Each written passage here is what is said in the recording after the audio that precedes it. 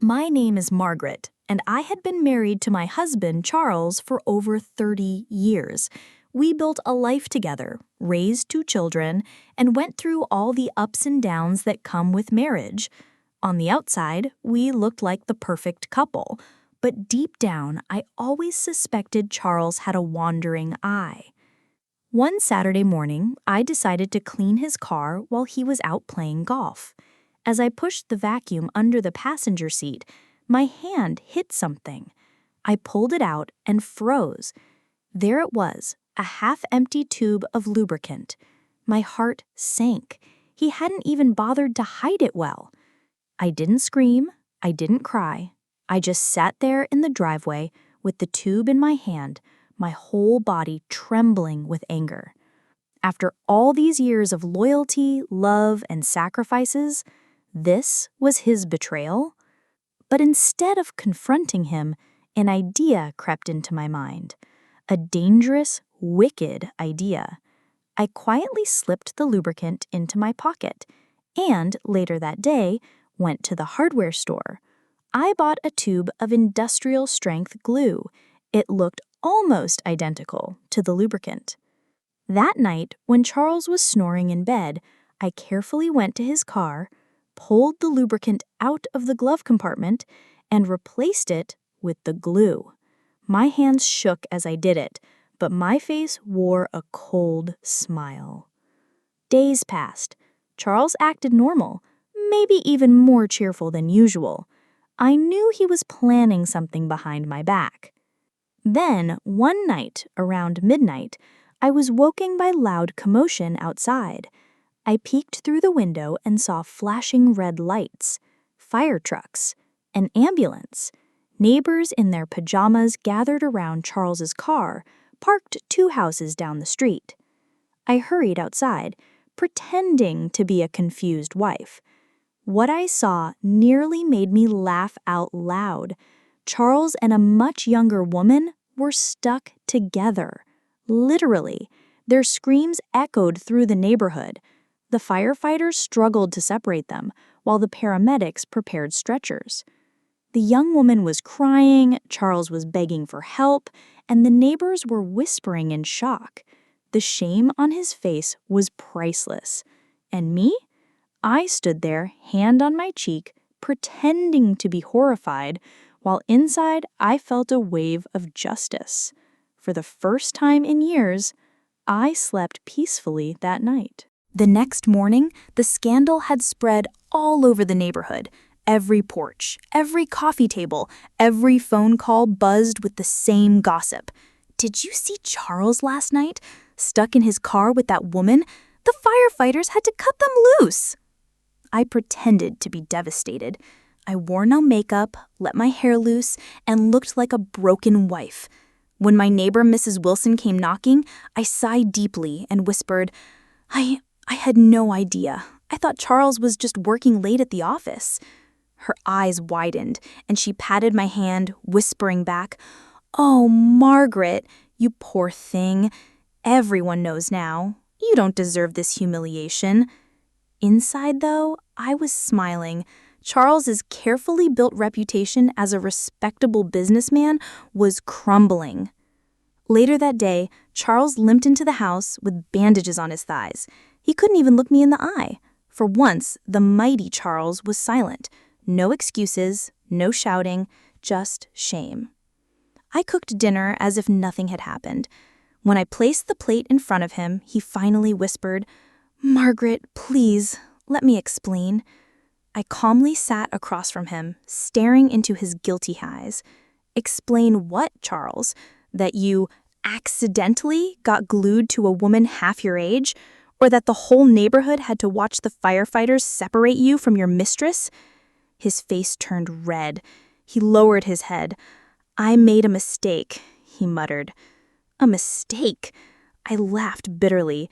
"Mistakes are forgetting to take out the trash. What you did was a choice. And now everyone knows." Charles begged me not to leave him. He promised he would change, promised he'd never see her again. But I wasn't interested in his promises. Over the next few days, our children found out. Our son called him a disgrace. Our daughter refused to speak to him. Even his colleagues at work started treating him differently. After all, news like this spreads faster than fire. Charles tried everything: flowers, expensive gifts, even tears. But no matter what he did, the humiliation he suffered that night followed him everywhere. And me? For the first time in 30 years, I felt powerful. I had been the silent, loyal wife for too long. Now, I had the upper hand. But I wasn't finished yet. Oh no. Replacing the lubricant with glue was only the beginning of my revenge. A week passed after the ambulance incident, and Charles walked around the house like a ghost. His pride was shattered. His phone never stopped buzzing with mocking messages, and people at work no longer respected him. But I wasn't satisfied. No, humiliation in the neighborhood was one thing, but I wanted him to feel the same pain I felt when I discovered his betrayal. One evening, I sat at the dining table with a glass of wine and said, "Charles, I think it's time we went to counseling." His eyes lit up with hope. "You mean you're willing to try again?" I nodded slowly. "Yes, but only if you agree to tell the truth, in front of everyone." He hesitated. "Everyone? Who do you mean?" "The neighbors, our children, your colleagues, everyone who saw the ambulance that night." His face turned pale. "Margaret, please, that's impossible." I leaned forward, my voice sharp as a blade. "Then pack your things, because I won't live another day with a liar under my roof." Charles knew he had no choice. He agreed. So, the following Saturday, I organized a family dinner, but it wasn't just family. I invited neighbors, close friends, even his boss. The table was full, the air thick with curiosity. When everyone had eaten, I stood up. "Charles has something to say." He shifted in his chair, sweat dripping from his forehead. With a trembling voice, he confessed. He admitted to cheating, to sneaking around, to betraying me after 30 years of marriage. He even told them about the night with the glue. Gasps filled the room. His boss's face turned red with disgust. Our daughter burst into tears. I stood there, calm and collected, watching as Charles destroyed his own reputation with his own mouth. By the time he was finished, no one in that room would ever look at him the same way again. Later that night, when the guests had left and silence filled the house, Charles collapsed on the sofa. "Why did you do this to me, Margaret? Haven't I suffered enough?"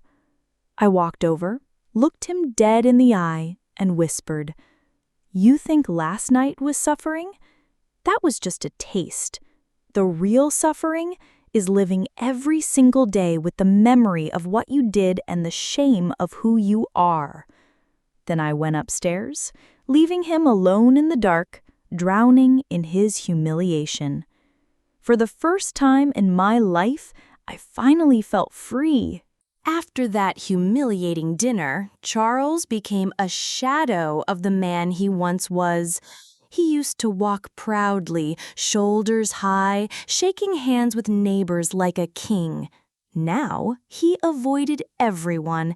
Even when he stepped outside to get the newspaper, he felt eyes burning holes into his back. One morning, I watched him through the kitchen window as Mr. Wilson across the street laughed with a friend while pointing at Charles. My husband's face turned beet red, and he rushed back inside like a child. "Margaret," he said, slamming the door, "I can't take this anymore. Everyone is mocking me." I sipped my tea calmly. "Well, maybe you should have thought about that before sneaking around with a girl half your age." He clenched his fists, but he didn't dare raise his voice. He knew better now. Over the next few weeks, Charles started doing things he never did before. Washing dishes, folding laundry, even ironing my clothes. He thought that by serving me, he could win back my forgiveness. One night, he brought me breakfast in bed. "I'm trying, Margaret. Please, I'll do anything." I looked at the tray, then at him. "Anything?" "Yes, anything you want." That's when the next stage of my plan came to me. "You humiliated me, Charles. Now it's your turn to make things right. From now on, you'll be my shadow. You'll drive me wherever I want, carry my bags, clean the house from top to bottom. And when the neighbors ask, you'll tell them the truth, that you're doing it because you betrayed me." His jaw dropped. "Margaret, that's cruel." I leaned in, smiling coldly. "Cruel? You don't know the meaning of cruel yet." The very next day, I marched him outside while I gardened. Every time a neighbor passed by, I called Charles over. "Tell them why you're out here helping me, Charles." And he did. With his face burning, voice shaking, he admitted, "Because I cheated on my wife." The neighbors smirked, some even laughed, and I felt a rush of satisfaction each time. At night, Charles lay in bed, staring at the ceiling, broken. I could almost hear his thoughts. How did I end up like this? But for me, this was only the beginning. Revenge wasn't just about one night of glue or one dinner of shame. It was about rewriting the balance of our marriage. For 30 years, he held the power. Now, it was mine, and I wasn't planning on giving it back. As weeks turned into months, Charles transformed into a completely different man. The once proud husband who barked orders and strutted like a peacock now shuffled around the house like a servant. Every Saturday morning, I made sure we went to the town market together, not because I needed groceries, but because I wanted people to see. I would walk ahead with my basket while Charles carried all the heavy bags, sweating and stumbling. And when people asked, "Oh, Charles, helping your wife today?" I would raise an eyebrow and say, "Go ahead, Charles, tell them why." With his head down, he muttered, "Because I cheated on her?" The humiliation was endless. Some people shook their heads in disappointment, others laughed behind his back, but I didn't stop. I wanted the memory of his betrayal burned into his skin. One evening, our daughter came to visit. She pulled me aside and whispered, "Mom, don't you think you've punished him enough? He looks broken." I smiled at her gently. "Sweetheart, he's just tasting a small piece of what I felt when I found out." But inside, I wasn't ready to stop. Later that night, as Charles washed the dishes, I said, "Next week, you're going to stand up in church and confess." He dropped a plate which shattered on the floor. His hands trembled. "Margaret, please, not church. Everyone will be there. My reputation." "Your reputation?" I interrupted, my voice sharp. "You destroyed that the night you betrayed me. This isn't about saving your reputation. This is about paying for what you did." Tears welled up in his eyes. "I'll do anything else. Please, don't make me do that." I leaned closer, my voice low and merciless. "Then pack your bags and leave this house forever." Charles froze. He knew he had no choice. He would rather face public shame than lose the home he built with his own hands. The next Sunday came. The church was full. People sang hymns, children laughed.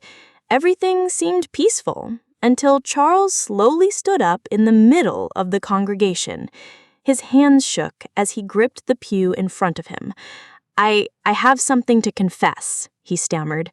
The room fell silent. Everyone turned to look at him. "I betrayed my wife. I sinned against my marriage, and I was punished in a way I will never forget." Gasps and whispers filled the air. Some people looked disgusted, others laughed behind his back. But one thing was certain: Charles would never again be the man he once was. And I sat there in the front row, hands folded, face calm, heart burning with satisfaction. This was no longer just revenge. This was justice. After the church confession, Charles became the talk of the entire town. People who once respected him now avoided him, whispering behind his back. At the grocery store, I heard two women giggle as he walked past with his head down. At the bank, even the clerk gave him a cold, judgmental look. Charles rarely spoke anymore. He moved around the house like a prisoner, waiting for my orders. Sometimes I wondered if he even recognized himself in the mirror. One night, as I sat reading in the living room, I heard him mutter under his breath, "Why didn't I just leave that night? Why didn't I just pack my bags?" I looked up from my book and said, "Because deep down you know you don't deserve freedom, not after what you did." He flinched, as if my words cut straight through him. But while Charles was shrinking, I was growing. For the first time in decades, people began to notice me. At church, women came to me with smiles. "You're so strong, Margaret. I wish I had your courage. You taught him a lesson he'll never forget." Their admiration fed me. I wasn't just a wife anymore. I was a symbol of strength, of justice. Meanwhile, Charles's own children barely looked him in the eye. Our son refused to visit unless I promised Charles would keep quiet. Our daughter, once a daddy's girl, now only hugged me when she came over. I could see the pain in Charles's eyes each time, but I didn't feel sorry. He had chosen this path himself. One afternoon, I found him sitting alone in the garage, staring at his old golf clubs. Dust had gathered on them since the scandal. He whispered, almost to himself, "They used to respect me. I used to be somebody." I stood in the doorway, arms crossed. "You are still somebody, Charles. You were the man who betrayed his family, and now you're the man living with the consequences. That's who you are." His shoulders slumped even lower. At night, when he thought I was asleep, I heard him crying softly. But I didn't move. I didn't comfort him. Not this time. For 30 years, I had been the one crying in silence while he ignored me. Now it was his turn. Still, I knew this wasn't the end. The town had seen his shame, our children had seen his weakness, but there was still one place left where I wanted him exposed. And that place was his workplace. The following Monday, Charles put on his old gray suit and prepared for work. He hadn't been to the office properly in weeks. His boss had been avoiding him since the glue incident became public knowledge, and many of his colleagues only whispered about him behind closed doors. As he adjusted his tie in front of the mirror, I walked in and said, "Charles, before you leave, remember our deal." He froze. "Margaret, please, not at work. I've lost enough already." I crossed my arms. "You promised. You said you would do anything to earn forgiveness. Today, you tell the truth to your colleagues, or you don't come back to this house." His hands trembled as he picked up his briefcase. He knew he had no choice. At the office, people gave him strange looks as he entered. Some chuckled, others avoided eye contact. The whispers grew louder. By lunchtime, his boss called for a staff meeting. Everyone gathered in the conference room. The tension was thick. Charles stood at the front, pale and sweating. I have something to say," he began, his voice cracking. "I betrayed my wife. I made mistakes I can never undo. And because of that, I brought shame to myself, my family, and even this company." The room was dead silent. Then someone in the back laughed. Another followed. Soon the entire room was buzzing with murmurs and smirks. His boss shook his head. "Charles," the boss said coldly, "I kept you on because you were once reliable. But after this disgrace, I can't trust you to represent this company anymore. Consider this your last day." Gasps filled the room. Charles's briefcase slipped from his hand. He looked around desperately, but nobody defended him. When he came home that evening, he looked like a man who had aged 20 years in a single day. He collapsed onto the couch, whispering, "They fired me, Margaret. They laughed at me.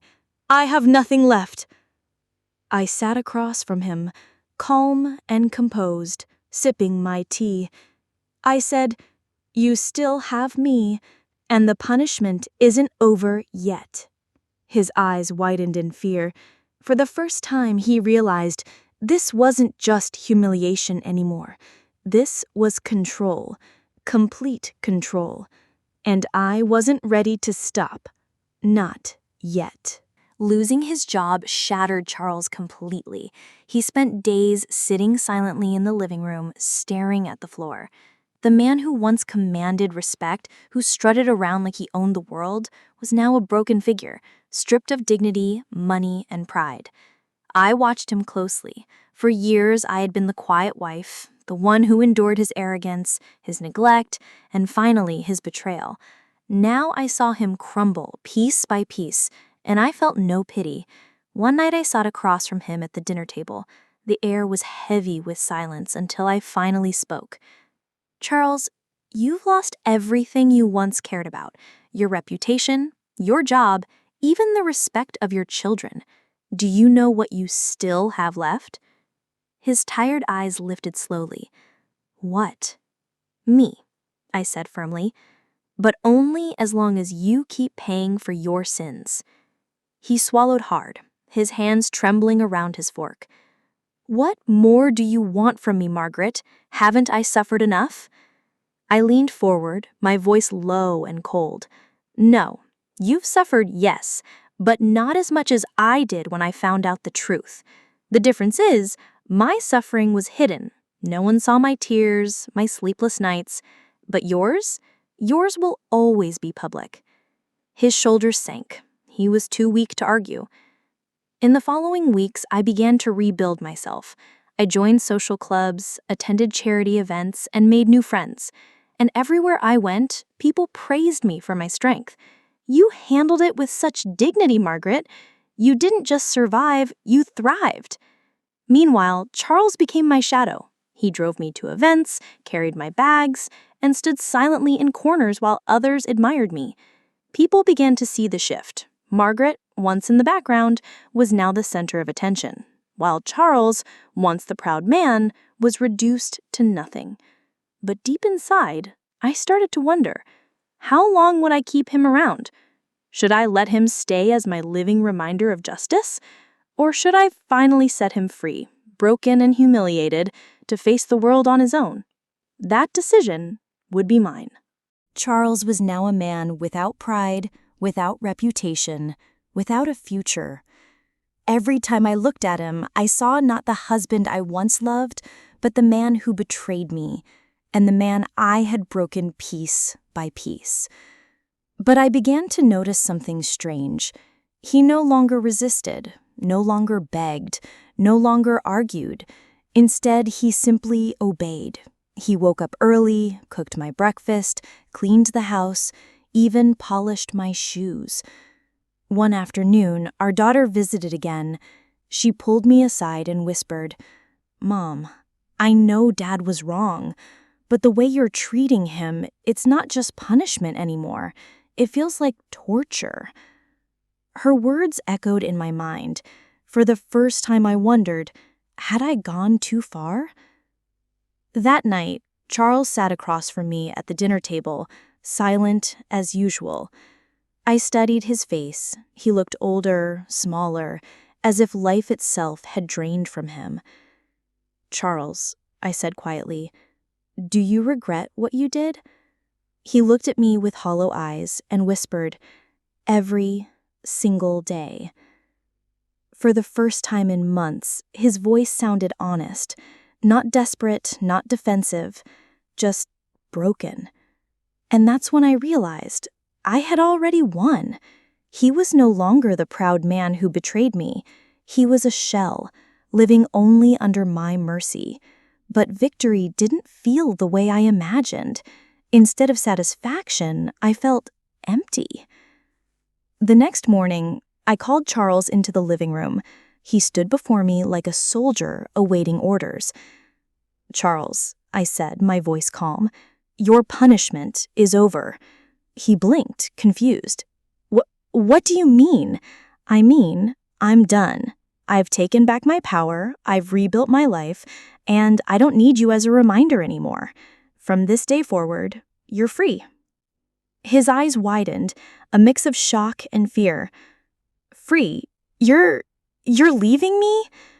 I nodded slowly. "Yes, I'm filing for divorce." Silence filled the room. Then, to my surprise, tears streamed down his face, not just of sadness, but almost of relief. "Thank you," he whispered. Those were the last words he spoke to me as a husband. Weeks later, the papers were signed. I kept the house, the savings, and the respect of the community.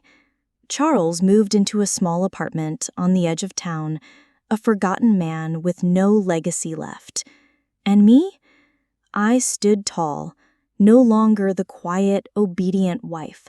I was Margaret, the woman who had been betrayed, but who turned betrayal into power. Justice had been served, and for the first time in my life, I truly felt free.